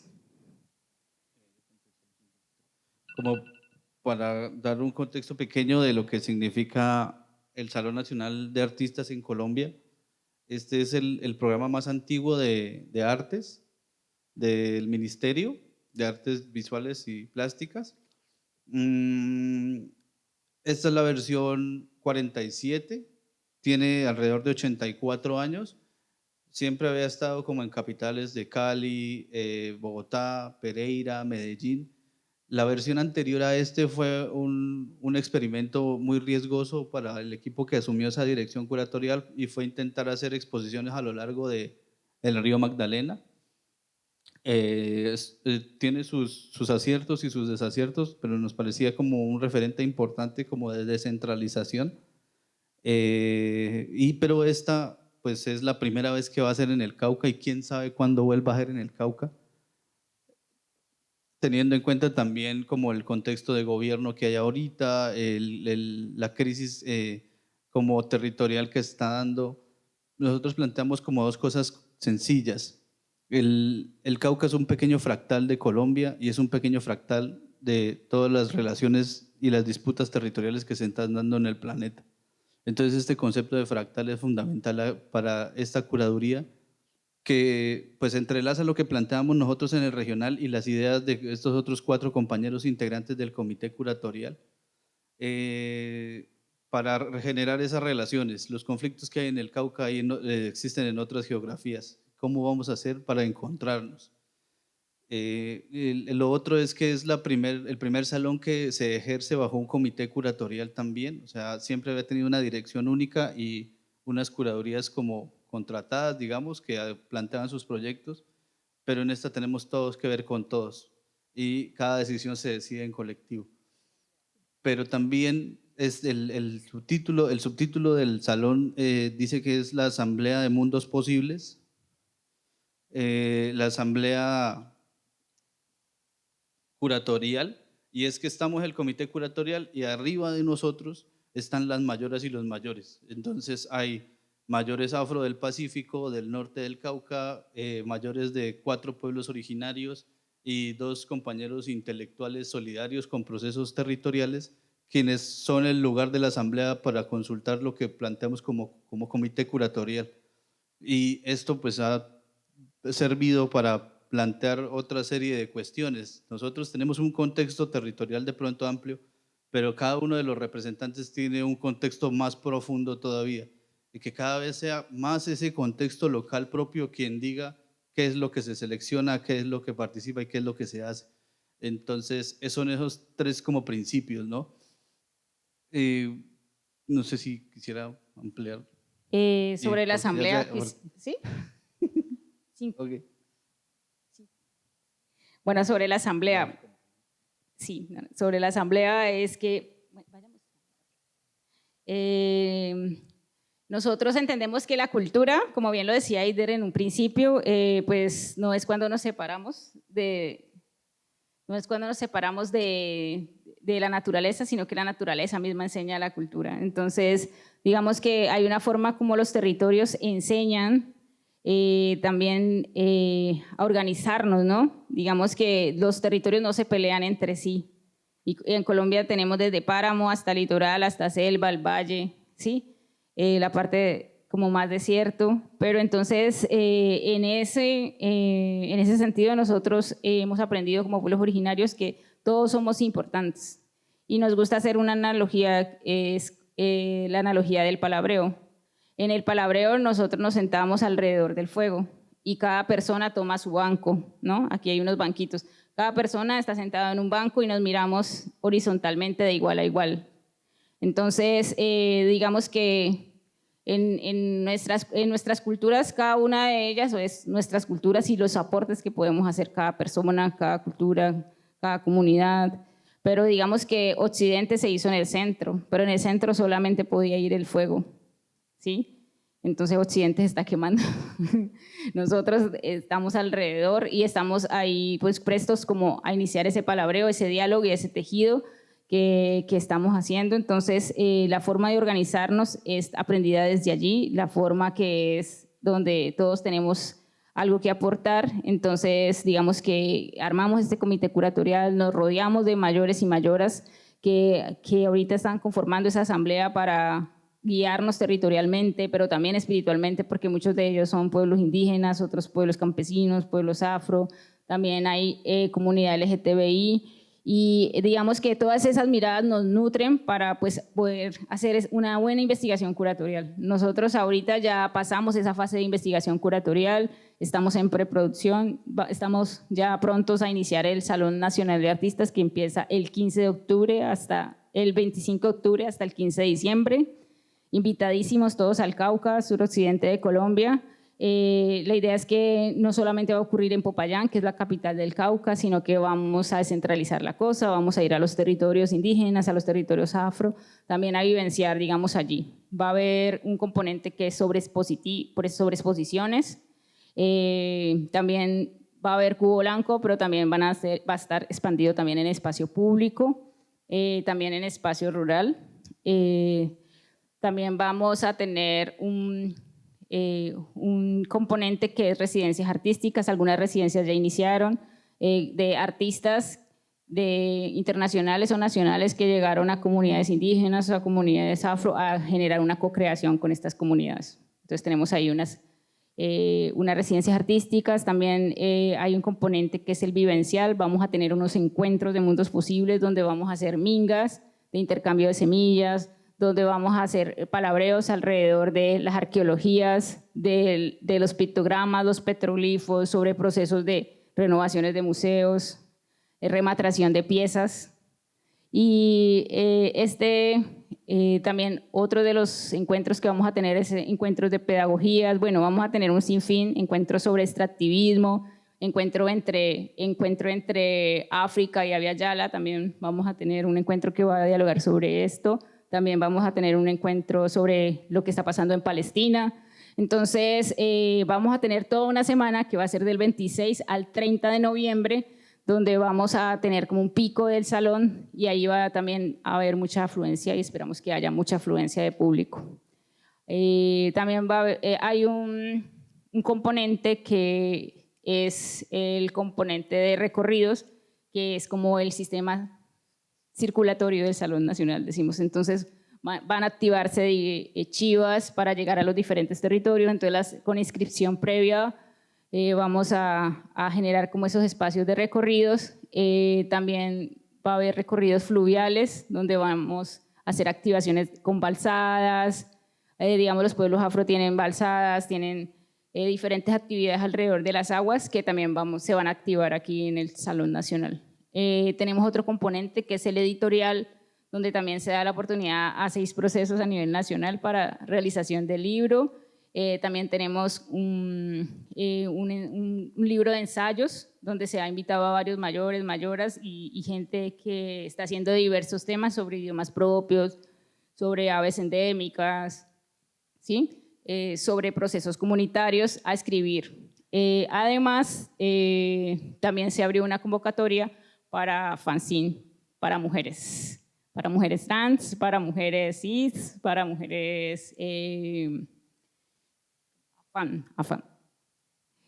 Entonces, también hubo una convocatoria en espacio público que ya se la ganaron, entonces va a haber una exposición, una curaduría de espacio público por convocatoria que también se ganó. Entonces, vamos a tener varias activaciones, hay invitadas internacionales, nacionales y locales que pues están organizando en este momento para ya enfrentarnos ya a la producción como tal de nuestro Salón Nacional de Artistas, que es la 47ª versión.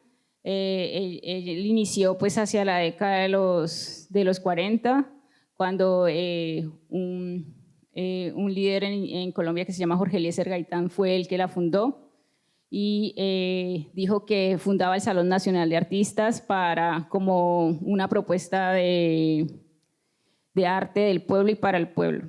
Luego se ha sido elitizada, luego solamente pasaban los salones nacionales en Bogotá, como decía Eider, en las principales ciudades, pero digamos que el propósito siempre, pues ahorita con este gobierno también es descentralizar y darle la oportunidad a otros territorios que también tienen mucho que aportar, y por eso ahorita vamos con Cauca Asamblea de Mundos Posibles.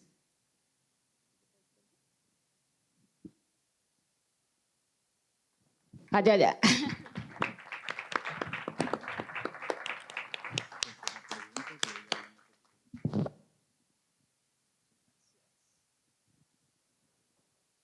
Obrigada, Puyo e Eider. Foi uma fala, enfim, acho que muito inspiradora, ambas.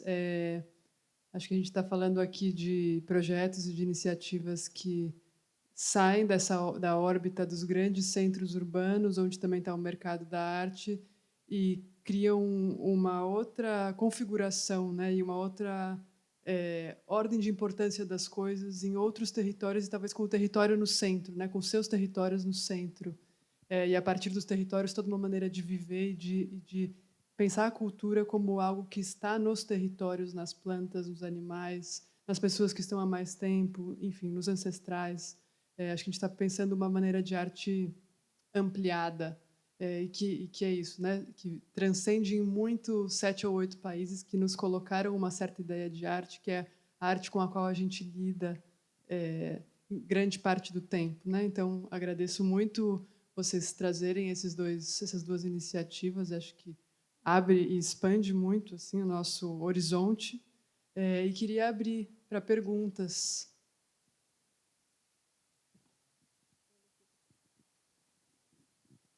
Oi, boa tarde. Eu sou o Gustavo. Muito obrigado pela partilha e pelo que nos ensinaram e mostraram agora. Ouvindo vocês, me fez pensar muito na dimensão da autonomia. E eu gostaria de perguntar, em especial para os amigos da Colômbia, ao ouvi-los, me fez lembrar muito de um movimento social aqui no Brasil, que começou na segunda metade do século XX, e que foi perseguido, mas que foi base para movimento social como o MST, o Movimento dos Sem Terras, dos Trabalhadores Sem Terra, que é a teologia da libertação, que falava de uma igreja anarquista, que pensava que culminava na destituição de Deus, né? Se libertava de Deus. Eu trago essa experiência como reflexão para perguntar ou provocá-los se seria um caminho a proposta de vocês, o que vocês estão fazendo, como uma espécie de arte da libertação, ou seja, que a gente caminha para uma libertação do que aquilo que culturalmente a gente venha chamar de arte. Não tendo essa cisão que vocês bem falaram, de cultura e natureza, né? Do multinaturalismo. Queria ouvi-los um pouquinho mais a partir dessa provocação. Obrigado.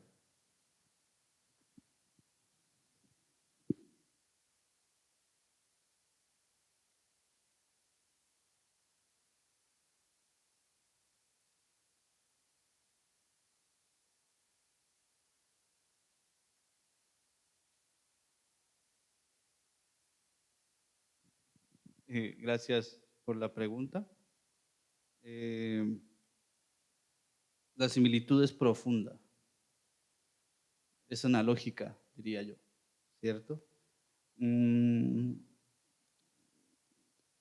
Para el caso de nosotros, en algún momento también el movimiento indígena en el Cauca, recuperador de tierras, tuvo que plantearse una diferencia radical porque había mucha influencia marxista, o es decir, del material. O es decir, del materialismo histórico, y eso lo esencializaba el sujeto obrero como el sujeto histórico. Y desde ahí es lo que planteamos nosotros de recuperar la tierra para el que la trabaja, ¿no? La diferencia radical en su momento no es solo para el que la trabaja, es porque ahí está todo. Y digamos que se funda también el movimiento indígena en Colombia, el Consejo Regional Indígena en Colombia con 3 principios: autonomía, tierra y cultura. Y entonces la autonomía de la posibilidad del autogobierno en nuestros territorios, pero pues también teníamos la herencia de los cabildos, que es una herencia colonial. También teníamos la herencia de las cooperativas, que pues su funcionamiento y su estructura obedece también a una pedagogía del comunalismo marxista, digamos. Entonces, una necesidad de generar los posibles diseños de nuestros autogobiernos desde el ordenamiento natural del territorio. Entonces eso implicaba cambiar la lógica de lo que significaba la autoridad. Cuando hablamos nosotros de este concepto orgánico de la región, digamos, el páramo, que es en donde vivimos nosotros, no es una autoridad superior al Pacífico o el manglar. Se tienen que encontrar de autoridad a autoridad. Nosotros somos los que nos estamos disputando la propiedad de esta tierra, pero el páramo no está peleado con el manglar. De hecho, genera las condiciones ecológicas para coexistir en estas dos diferencias. Eso, ¿cómo lo podemos volver en un dispositivo de organización social? O es decir, ayer hablábamos como en todo esto del sueño, ¿no? Y cómo cada uno debe comprender en el colectivo qué lugar ocupa, ¿cierto? Yo puedo ser un gran escritor, pero no soy alguien que lidera los procesos. Puede ser, y el que lidera los procesos puede ser alguien que no tenga el don de la imagen y la gráfica. Entonces cada uno tiene su autoridad y su lugar en el colectivo. Entonces, ¿cómo convertimos eso en instrumentos de organización política? ¿Cierto? En el caso de nosotros como pueblos originarios, pues la dinámica es subir a las lagunas, dormir, amanecernos, mambear, hacer ceremonia al lado de ese frío tan berraco del páramo, y en ese dormir allá recibe uno el sueño que el territorio le está ordenando para contribuir a la comunidad. Entonces ahí ya pues uno tiene esa autoridad, y esa autoridad pues no es más que una responsabilidad fuerte con la comunidad y con el territorio y con los espíritus mayores. Entonces la autonomía que podemos nosotros construir socialmente puede tener el rostro de una organización política a nuestra altura, o puede tener el rostro de la autonomía de la tierra. Estos conceptos de autonomía no nacen sino porque el páramo ya es autónomo. O sea, el páramo no necesita de nosotros para existir. Entonces el referente de la autonomía no es la organización indígena, es el territorio. Entonces los pueblos indígenas, ¿qué es lo que han hecho? Han aprendido esa autonomía de la naturaleza y la han convertido en procesos sociales, ¿sí? Con todos sus errores, porque tampoco se trata como de romantizar y decir, pues ya la hicimos, ¿cierto? Ahí hay contradicciones todavía, pues porque siguen siendo disputas también humanas internamente, pero sí, digamos que yo creería que ya asociándolo también como con la teología de la liberación que también nace en Brasil, digamos, y se fortalece un poco también en Colombia, pensar los sistemas de conocimiento de los pueblos indígenas no como entidades, no como entes superiores, no como divinidades como tal, sino como seres que están ordenando la realidad y que deberíamos aprender para ordenarla nuestra socialmente, pues es en realidad poner en práctica la autonomía de origen, ¿cierto? Yo pensaría que está un poco en ese sentido. Por eso decían, una iglesia sin Dios, pues ya es esta, ¿cierto? Yo no puedo impedir que esa laguna siga generando agua. ¿Cómo lo impido? Cuando ya no la entiendo como alguien, se me convierte en un recurso y prefiero sacarle el mineral a la montaña que el agua como tal. Entonces no veo el agua como un agente de participación en la asamblea orgánica, ¿sí? Entonces de eso se trata. Por eso se plantea el salón como una asamblea de mundos posibles, porque la asamblea originaria pues son todos los órganos que componen el planeta y están en asamblea permanente. ¿Qué es lo que hacemos nosotros? Salirnos de la asamblea, inventarnos las de nosotros, inventarnos necesidades diferentes y en realidad hacer funcionar el mercado global, que es otra espiritualidad también, que en realidad sería uno, por decirlo así, como el negativo, pues como el contrario que tiene ese espíritu en realidad de consumo, de destrucción, de aniquilación, que también termina permeando las asambleas humanas para que esas agendas políticas decidan autónomamente, incluso en contra de su territorio. Entonces, eso es lo que está sucediendo en los contextos. Yo espero haber podido responder.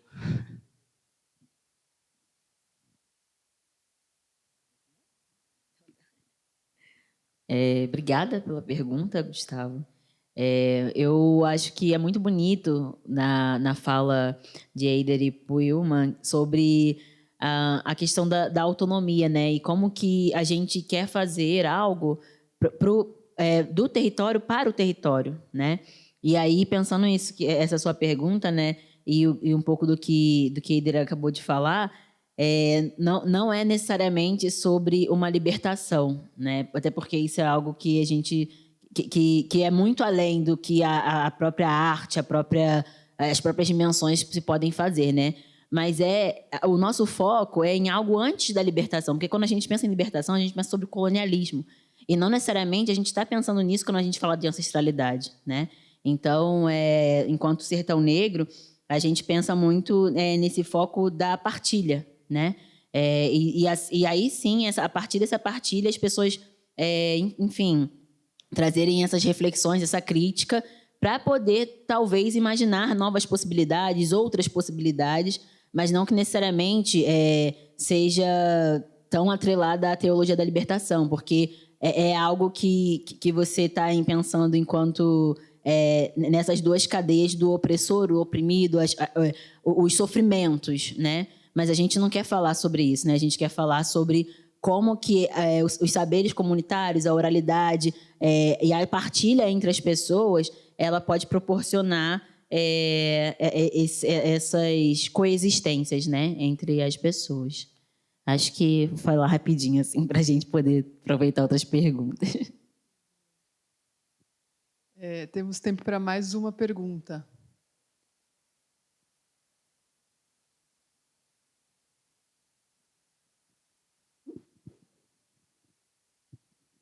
Boa tarde, meu nome é Priscila. Então, na verdade, não é exatamente um questionamento. Eu queria que Melissa falasse sobre o Sertão Amarelo, que ela mostrou para a gente, e aí ela acabou não falando, eu fiquei curiosa, queria saber qual que é a proposta, se já é algo que está em construção, em realização, o que vai ser esse espaço? Tá bom, eu vou tentar falar rapidinho, vamos ver se a gente... Não, então tá. O Sertão Amarelo, ele é algo que surgiu muito recente. Para quem conhece já o Sertão Negro, a gente tinha um vizinho, né, que ficava bem ao nosso lado, que ele tem Que maravilha! E aí a gente tinha essa vizinhança, né? E nem sempre a gente, até pegando um gancho nessa pergunta, nessas questões, nesses problemas sociais, né? Nem sempre a gente tem essa empatia e essa partilha tão benquista, né? E aí, a partir desse... enfim, essa casa, ela também tem alguns conceitos da bioconstrução e fazia muito sentido que ela também fizesse parte do Sertão Negro. Então, recentemente, a gente ocupou esse território, essa casa, a gente adquiriu ela. E aí, esse Sertão Amarelo, ele vai ser uma expansão da biblioteca do Sertão Negro, né? A Biblioteca Rosana Paulino, como eu falei, ela tem, ali no slide está escrito que tem 5.000 exemplares, mas é crescendo, né? Daqui a pouco a gente pega compra, por exemplo, um catálogo, recebe algum catálogo. Recentemente eu recebi do Instituto Tomiotaki 6 catálogos para levar para o Sertão Negro. Então, é uma biblioteca viva, né? E aí, por isso, era muito necessário que a gente fizesse essa expansão. E aí o amarelo vem muito por conta dessa luz que a educação ela coloca sobre nós, né? E porque o sertão tinha o verde, o vermelho, o vermelho, e aí o que a gente vai fazer agora? Aí esse sertão amarelo, ele tem isso. E aí, ao outro lado do Sertão Negro também, que é onde vai acontecer a expansão para acontecer o Cineclube, também está tendo a expansão para as aulas de capoeira, para ter um espaço maior para essa roda acontecer. E também uma novidade, eu não sei, enfim, quantas pessoas acompanham, mas o Dalton, né, Dalton Paulo, ele acabou de abrir uma exposição individual, onde em um dos quadros dele existe um coral de crianças negras ali, né? E esse coral ele não é apenas uma figuração da obra do Dalton agora, né? Porque agora ele também vai passar a ser uma realidade no Sertão Negro. E aí a gente está fundando também o primeiro coral negro do estado, assim, com aulas de canto, de música para o público infanto-juvenil. E aí o outro sertão também que está vindo aí. Então a gente está, enfim, sempre em expansão, pensando como conectar as pessoas, o território e fazer essas partilhas. Gente, são 4h em ponto. Momento da gente fechar essa roda, essas falas. Eu queria agradecer muito o Conselho Ancestral, Willyuca e também Sertão Negro. E queria, então, convidá-los para a próxima atração, que será em Inacira Falcão, daqui a uns 15, 20 minutinhos. A gente só vai montar o palco e vai ser o nosso fechamento de Transmutar. Então, eu queria, desde já, agradecer a todos e a todas. E até já já. ¿Terminar? Pues nosotros decimos Yupai Shani, Pai Pai, Chutepai, o también Uwa Uwa, para decir muchas gracias. Que, pues, primero agradecer al territorio donde estamos en este momento, que también a todos los ancestros y las ancestras de las personas que están aquí presentes, los luchadores y las luchadoras de este territorio, y también porque son ellas los que nos han heredado, digamos, y nos han dado ese ejemplo para que otros procesos como el de mi compañera Melissa puedan emerger también, florecer en los territorios, para que procesos también así como este, con gente tan valiosa. Muchas gracias a todo el equipo de INOTI porque nos invitaron, porque nos han atendido muy bien. Muchas gracias a todas estas plantas también que nos rodean, a los ríos, también a todos estos cerros que también están acá cerca, que están también bastante afectados, a las invitadas y los invitados que atendieron al llamado, mis compañeros también que vienen de Guatemala, de muchos territorios aquí presentes. Muchas gracias por por escucharnos, ¿no? Por darse la tarea y pues prestarnos la oreja para poder decir estas cosas que también nos estamos pensando desde una estética de la liberación, ¿sí? Cómo liberamos el arte del museo o de los conceptos tan cerrados que nos han enseñado en las universidades. Entonces, gracias por darnos esta oportunidad y decirles que pues, en Colombia ahorita el 25 de octubre inicia esta propuesta curatorial del 47 Salón Nacional de Artistas y que están invitados a participar. Los esperamos allí. De pronto, si nos pueden regalar sus datos para poder enviar información, también sería muy bueno. Por acá tenemos algunos afiches que para los que alcancen y quieran. Pai Pai, Hayaya, decimos para decir fuerza, entonces Hayaya, fuerza. Pai Pai.